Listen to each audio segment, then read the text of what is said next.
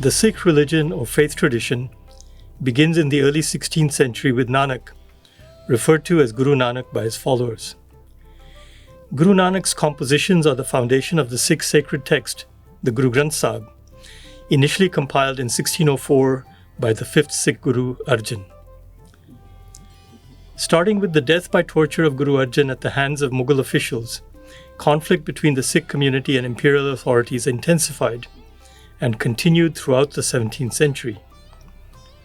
The 10th Sikh Guru, Gobind Singh, initiated an order of Sikhs, the Khalsa, to stand up for justice and against oppression.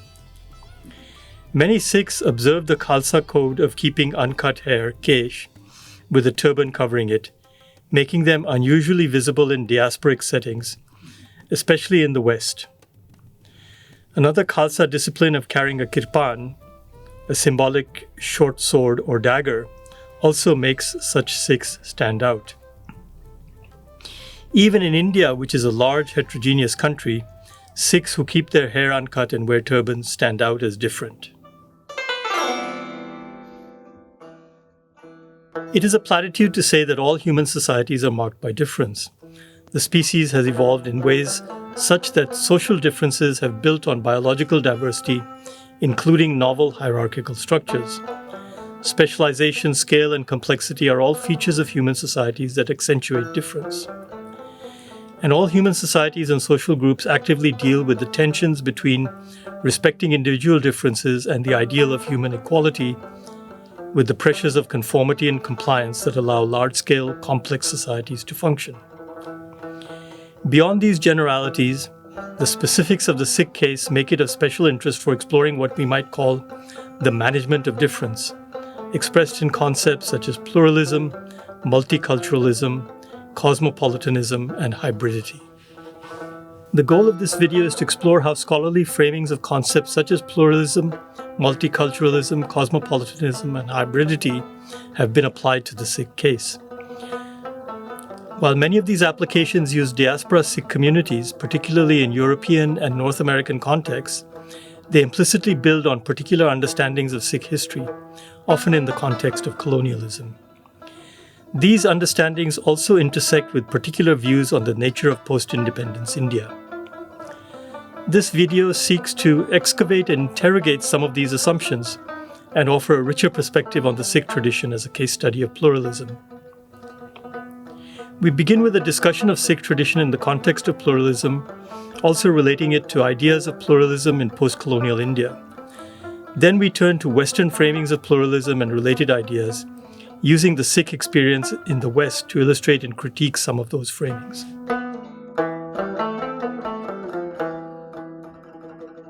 Guru Nanak used the term Sikh for those who chose to follow him and offered moral guidance as to how true Sikhs of the Guru should conduct themselves.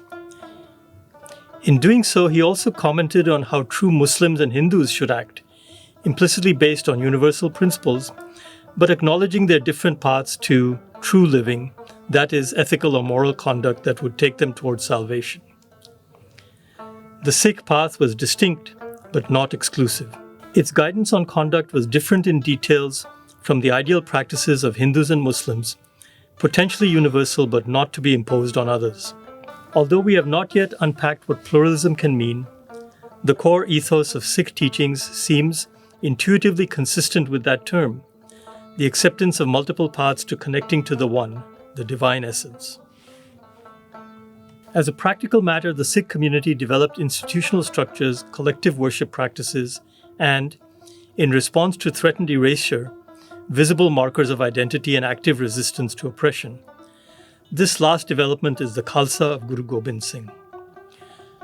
However, throughout Sikh history, starting with the succession to Guru Nanak, there were differences with respect to beliefs, practices, authority, and other aspects of self-definition. Debates, sometimes turning to conflicts over these differences, have waxed and waned, and sects and schisms within the broader Sikh tradition have emerged at various times. But there have also been many compromises with respect to demarcating a core Sikh tradition, as can be seen in a 1945 document, the Sikh Rehat Maryada, that lays out a code of conduct for Sikhs along with a working definition that marks an identity boundary. This code has become an accepted normative marker for the great majority of Sikhs. This kind of process is not unique to Sikhs, though the tension between maintaining distinctiveness while adhering to pluralistic ideals has particular features specific to Sikhs.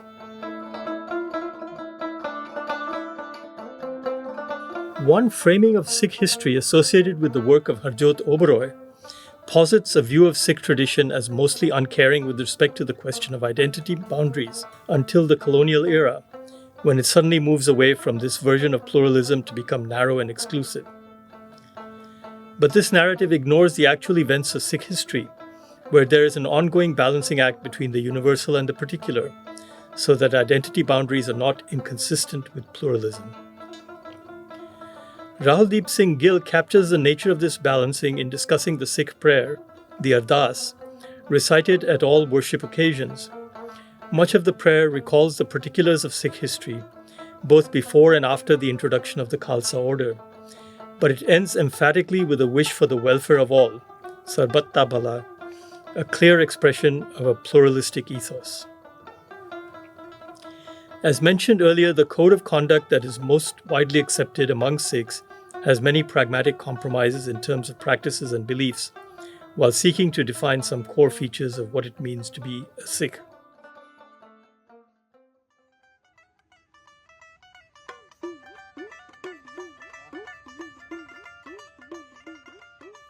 Considering the Sikhs as one of multiple groups within a potentially pluralistic society does not imply homogeneity within the Sikh tradition.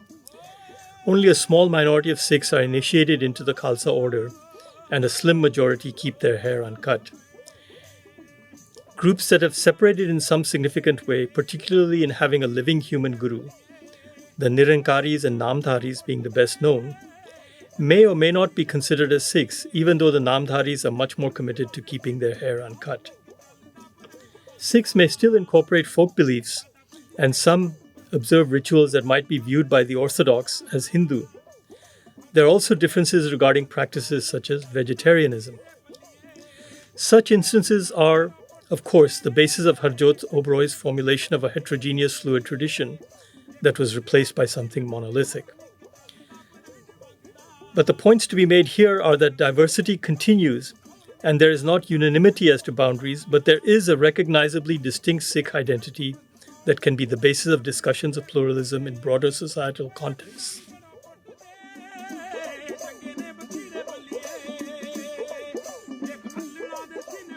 The idea of pluralism is meant to be part of the modern Indian state, with a constitution drafted to serve the needs of a very heterogeneous, hierarchical, and materially poor nation that was embarking on somewhat of an experiment with democracy in those circumstances. Religious divisions were a major concern in the aftermath of the partition of India by the British colonists as they exited. But language and caste were also important identity markers to be managed. The word used in the Indian Constitution and Indian political discourse is secularism, which is not the separation of church and state, but a form of religious pluralism. The gap between this pluralistic ideal and other versions of Indianness is captured in problems with some of the language of the Indian Constitution, and the refusal of Sikh delegates to the Constituent Assembly to sign on to the Constitution for that reason. Pluralism as an idea has had a different history in Europe and the Americas. Europe went through its own conflicts over ethnic identities, language, and other aspects of culture, but Christianity dominated for centuries. Muslims were expelled from much of Europe and Jews marginalized. The worst conflicts over religion were between Catholics and Protestants. Religious pluralism, though not with that name, meant enough accommodation among different types of Christians to ameliorate such conflicts. Secularism came with the Enlightenment, bounding the influence of the Catholic Church in particular on governance to varying degrees. Post-World War II immigration from non-Western, non-Christian countries is what brought pluralism into focus for Europe, the US, and Canada.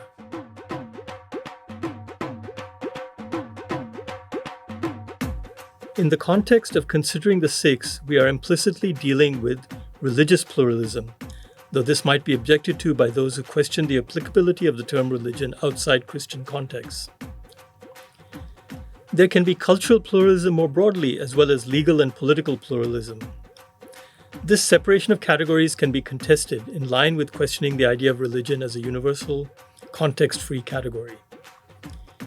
We'll return to this issue, but the framing is a common one. In particular, Diana Eck's Pluralism Project at Harvard University describes what they do as studying and interpreting, to quote, religious diversity and interfaith relations in the United States.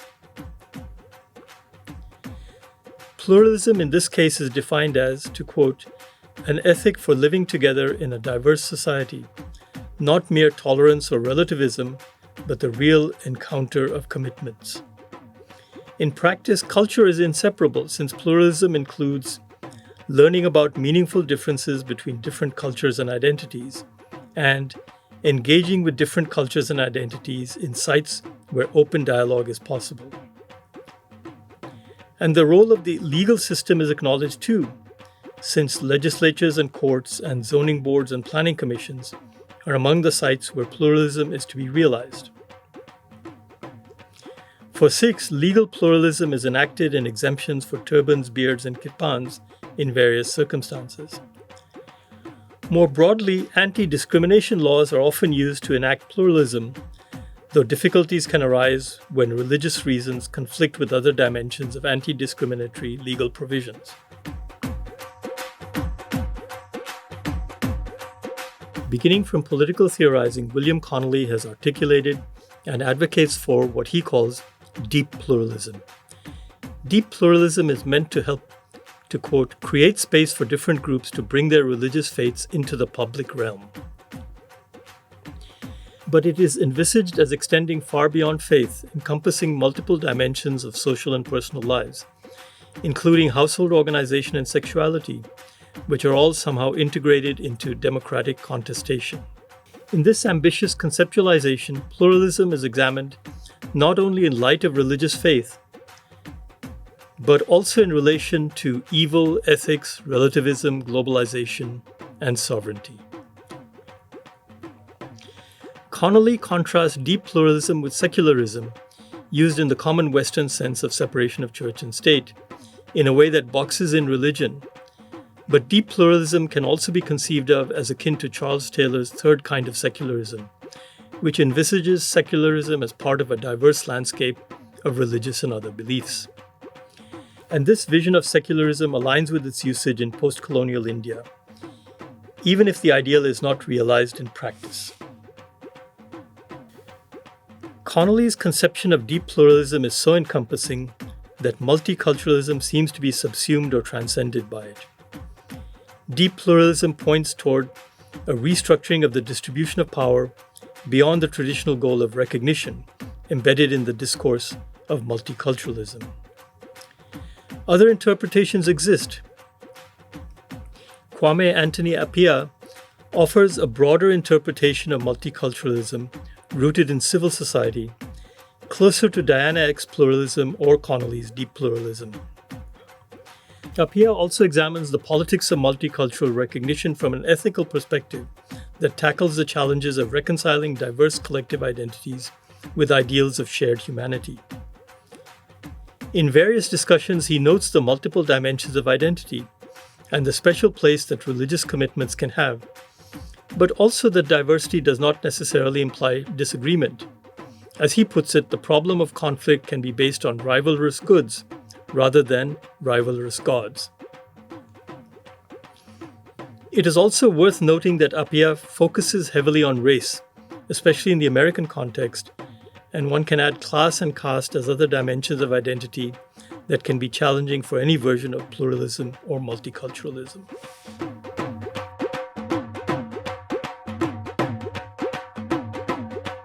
Studies of Sikh diasporic experience can be seen through the lens of these ideas of pluralism.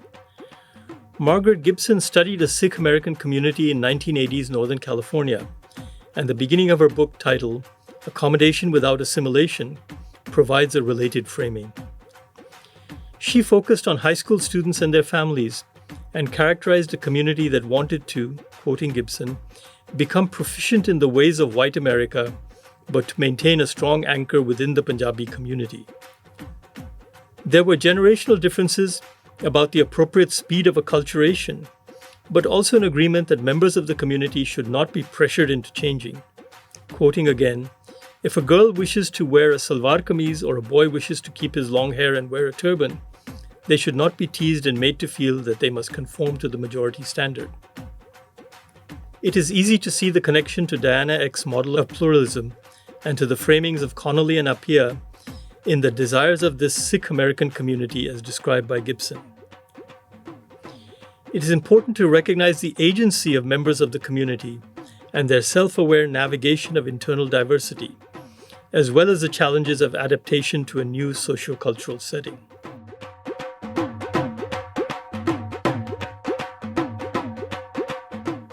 The Sikhs in Margaret Gibson's study aspire to pluralism. In contrast, the white residents of the town, disguised under the name Valleyside, reject that vision.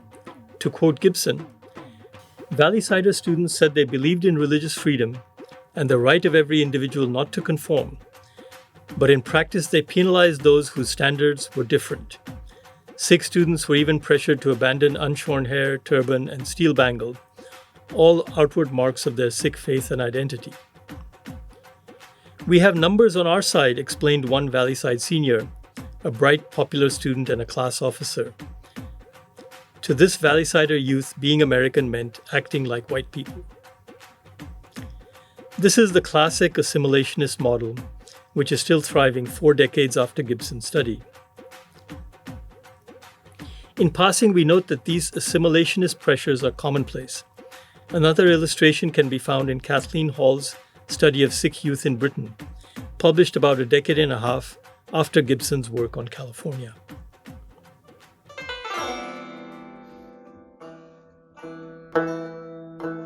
In Britain, sociologist Stuart Hall and anthropologist Penina Verbner articulated ideas of a new cosmopolitanism, a grassroots, everyday, non-Eurocentric engagement with diversity.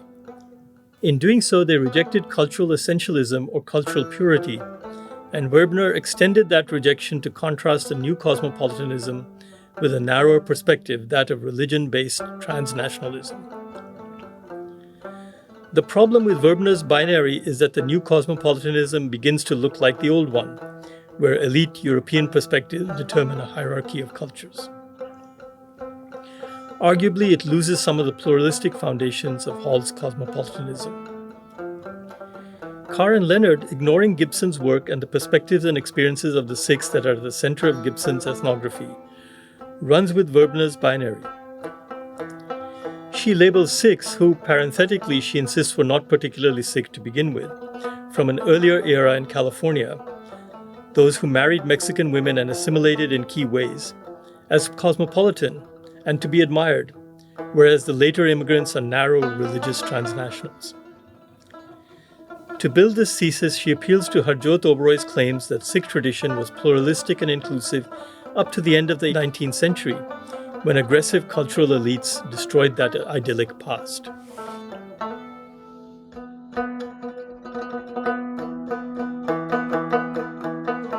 To evaluate Leonard's argument, which uses a claim of past Indian pluralism to deny a more contemporary American pluralism, we have to return to Indian or South Asian history. South Asia's history is replete with migrants and invaders and with different cases of coexistence and conflict. One does not need a theory of pluralism to acknowledge the various types of dynamics of managing differences.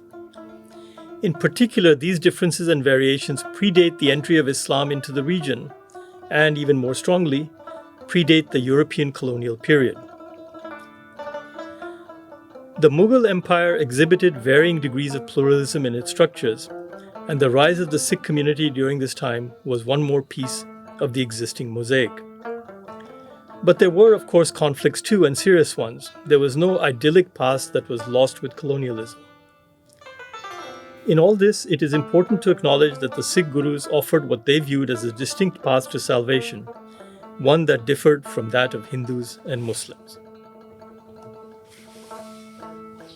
And as Peter van der Veer noted, Valorization of the syncretic in India, even when it comes from secular intellectuals, implicitly promotes the idea that the claimed tolerant and pluralistic spirit of India is essentially Hindu and effectively assimilationist. Again, the most striking illustration of how this has played out is with Article 25 of the 1950 Indian Constitution, which, while guaranteeing religious freedom, extended a clause regarding Hindu religious institutions to be construed as applying to Buddhists, Jains, and Sikhs. This extension of the legal definition of a Hindu, along with other concerns about a failure to carry out promises of some type of autonomy for the Sikhs, led to 2 Sikh members of the Constituent Assembly refusing to sign the constitution as a protest. Even before this, in 1936, Mohandas Gandhi, arguably an icon of secular India, wrote publicly that, "Today I will only say that to me Sikhism is a part of Hinduism." Following Vanderveer, Anne Murphy comments on the conceptual framing used by Oberoi. To quote, "This unfortunately is the other side of a happy tale of syncretism and hybridity. The denial of articulated Khalsa and other identities, with an emphasis on the plural, and an erasure of the cultural dynamics of difference with all of their problems. This is indeed a dangerous route to take."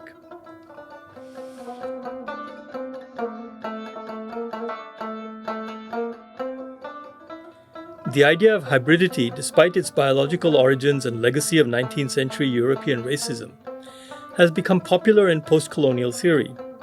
Stuart Hall, James Clifford, Peter Gilroy, and Gayatri Spivak have all discussed the term and its possible associations of creativity in diverse societies. One might think of it as a close relative of the idea of a new cosmopolitanism. The term is most associated with Homi Bhabha, who describes it as a third space between cultures not rooted in pluralism or multiculturalism. This seemingly borderless space for creative potential is used by Nicola Mooney to argue that Sikh practices of not cutting hair, not anywhere on the body in strictest practice, denies diaspora Sikhs the full potential of hybridity if they maintain it, or disarticulates those who do not from those who are more observant of this practice. So their hybridity with respect to the host culture is achieved at a cost.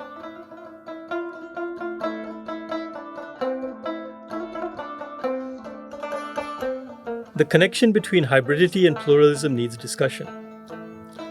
Hybridity is framed as creating freedom from pre-existing identity constraints and being a way to subvert the dominant power in post-colonial diasporic settings. But in the case of Sikh uncut hair practices, hybridity seems to be enacted through an adoption of a far more dominant practice, so that rather than a challenge to dominance, it is a step toward assimilation. The application of hybridity in this case seems to privilege the freedom to be different as an individual within a minority group over the freedom of others in the minority group to be different from the majority. Indeed, other dimensions of hybridity that are enacted by Sikhs, or any immigrants for that matter, such as language, clothing, or occupational choice, are neglected in a focus on uncut hair. There can be a tension between hybridity and pluralism, but how it is resolved depends on underlying values and power relations in specific situations. While the decision to keep long hair is a choice, a complex one, and different in that way from skin color, one way to see the force of unequal power dynamics in the above argument is to explore its implications if it were applied to African Americans who do not straighten their hair or who have afros which celebrate a difference in identity. Religiously or culturally driven practices such as dreadlocks and cornrows would also seem to raise the same issues.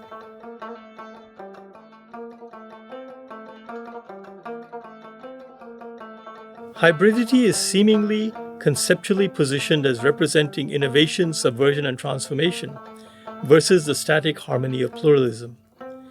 But, as Anna Bigelow has documented for Malerkotla, the only Muslim-majority town in Indian Punjab, a state otherwise roughly equally divided between Sikhs and Hindus, pluralism also involves vigilance and constant effort.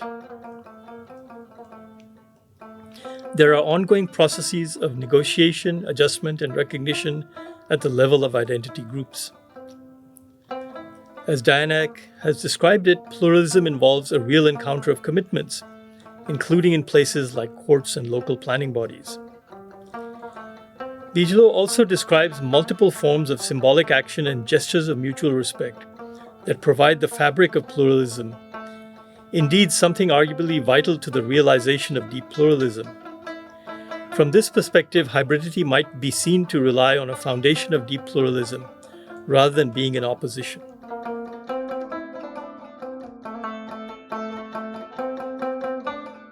In some ways, uncut hair, kesh, and the kirpan, a symbol of standing up to oppression but in some circumstances a weapon, are the two aspects of Sikh practices, each tied to deep underlying meanings, that challenge practical implementations of pluralism and multiculturalism, not just in the West but also in other countries and to some degree even in India.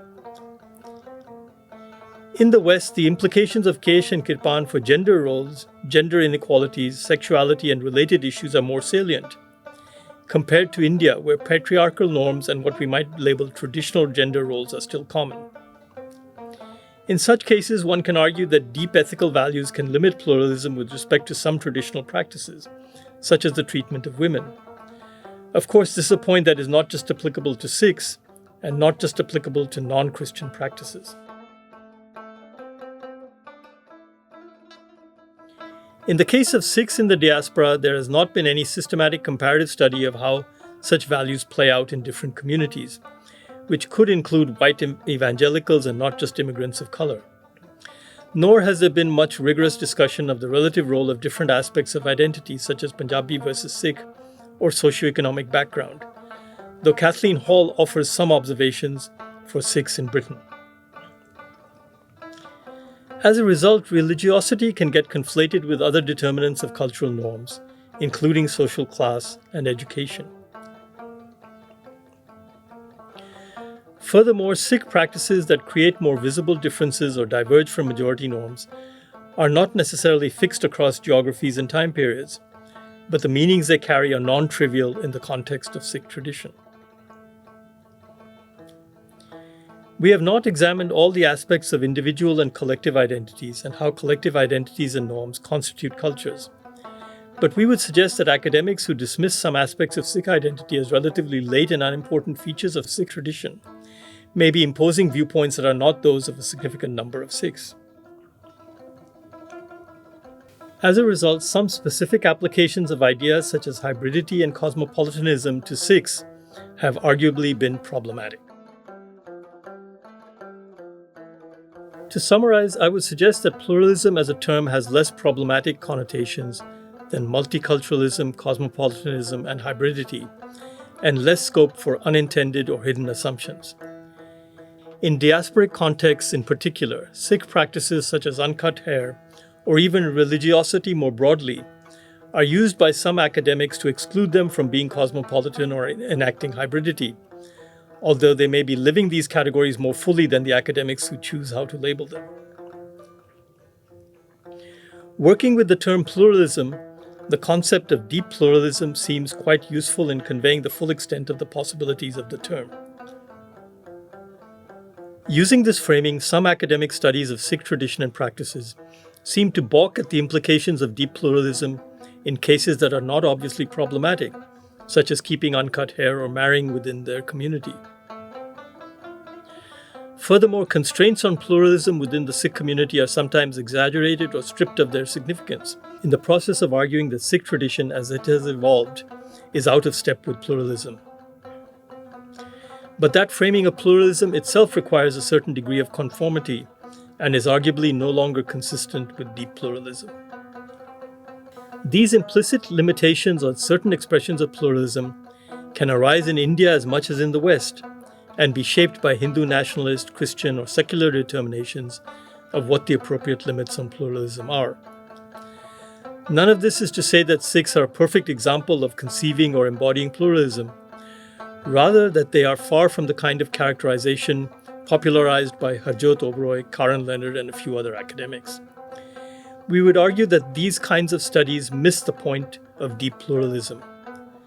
To expand on Anne Murphy's views in her critique of Oberoi's narrative, the denial or diminishing of articulated Sikh identities, Khalsa identities in particular, is an erasure of the cultural dynamics of difference and ultimately a failure to accept deep pluralism.